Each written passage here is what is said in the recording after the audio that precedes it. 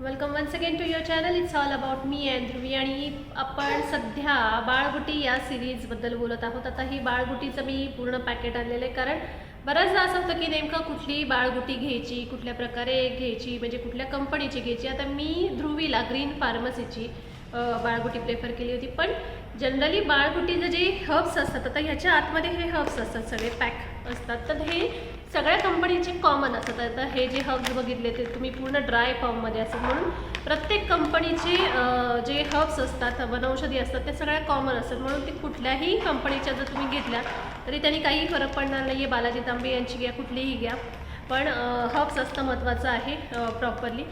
तर बाळगुटी या विषयावरती आपण बोलत आहोत. आता सध्याचं वातावरण असं झालेलं आहे की आपण बघतोय सगळीकडे सर्दी, खोकला, ताप येतोय बऱ्याचदा, आणि खोकल्याचे म्हणजे घशाचे जे त्रास आहे ते खूप कॉमनली जास्तीत जास्त आपल्याला वारंवार हा दुसरा एक हे आहे, इश्यू आहे सध्या तरी, की सर्दी होतीये बऱ्याचदा, किंवा नाक चोकअप होतंय.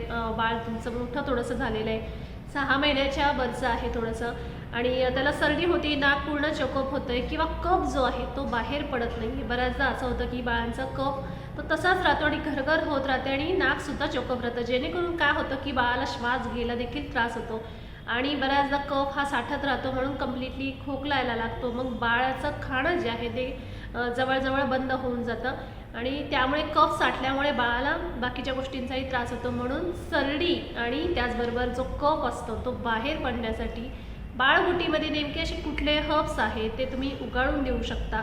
कारण बऱ्याचदा असं होतं की आपल्याला लक्षात येत नाही की नेमका कफ हा बाहेर काढायचा कसा. अशा वेळेस हेच लक्षात घ्यायचं की कुठले हर्ब्स उगाळून द्यायचे जेणेकरून बाळाचा पटकन कफ बाहेर पडेल आणि बाळाला रिलीफ मिळेल, हे आपण बघणार आहोत. ओके, नवीन असाल चॅनलवरती चॅनलला सबस्क्राईब करायला विसरू नका, आणि बेल आयकॉन दाबून ऑल बटनवर जेव्हा क्लिक करा तेव्हा मी जेव्हा एक व्हिडिओ टाकते तेव्हा तुम्हाला सगळे नोटिफिकेशन वेळोवेळी मिळत राहतील. Okay, so let's start. आता महत्त्वाचं मेन म्हणजे काय अशी लक्षणं असतात की सर्दीमध्ये, नेमकं सर्दी बऱ्याच प्रकारच्या वेगवेगळ्या सर्दीचे हे असं प्रकार असतात. तर सर्दीमध्ये नेमकं जेव्हा नाक चोंतं, कम्प्लिटली चोकअप होतं, की दोन्ही नाक जे आहेत नाकपुडे जे आहे ते व्यवस्थित कम्प्लिटली श्वास घेता येत नाही, कारण म्युकस तयार झालेलं असतं, म्हणून पूर्ण नाक चोकअप होतं, किंवा नाक वाहत राहतं कंटिन्युअसली. कधी कधी शिंका येतात आणि नाक कंटिन्युअसली नाकातून पाणी येत राहतं, आणि घशामध्ये कफिंग जे आहे त्याचा घरघर आवाज येत राहतो. कंटिन्युअसली कफ जो आहे तो बाहेरही पडत नाही आणि तो वाढत जातो. ही सगळी सामान्य लक्षणं आहेत जेव्हा सर्दी आणि कफ होतो, कारण सर्दी नाकातही असते आणि पूर्ण आपल्याला घशाद्वारे पूर्णपणे आपल्या खाली येते. यावरती आपल्याला उपाय करायचा आहे की सर्वात पहिलं म्हणजे सुंठ घ्यायचं आहे आपल्याला, दुसरं म्हणजे पिंपळी घ्यायचं आहे, तिसरं म्हणजे ज्येष्ठमध घ्यायचं आहे, आणि चौथं म्हणजे काकडशिंगी. हे 4 हर्ब्स आपल्याला उगाळून द्यायचे आहे व्यवस्थितपणे.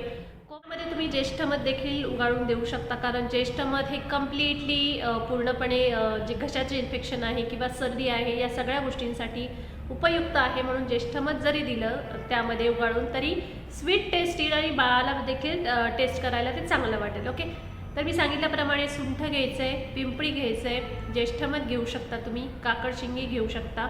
ओके, आणि या सगळ्या हर्ब्स करून आपल्याला उगाळून द्यायचं आहे. कारण आता सुंठ जर आपण पाहिलं तर ते उत्तेजना मिळते, जे थोडंसं उष्णता निर्माण होते, जे काही कफिंग आहे ते संपूर्ण उत्तेजना मिळून उष्णता निर्माण होऊन हे सगळं कफ जो आहे तो पूर्ण तोंडावाटे बाहेर पडतो आणि बाळाला रिलीफ व्हायला मदत होते, आणि कुठल्याही प्रकारचे साईड इफेक्ट पण होत नाही बाळाला, कारण हे आयुर्वेदिक हर्ब्स आहेत, म्हणून त्याचं कम्प्लिटली पूर्णपणे क्युअर होतं व्यवस्थित, आणि अशा प्रकारे कफ बाहेर पडायला मदत होते. ओके, त्याचबरोबर आपल्याला बाकीच्याही गोष्टींची काळजी घ्यायची आहे.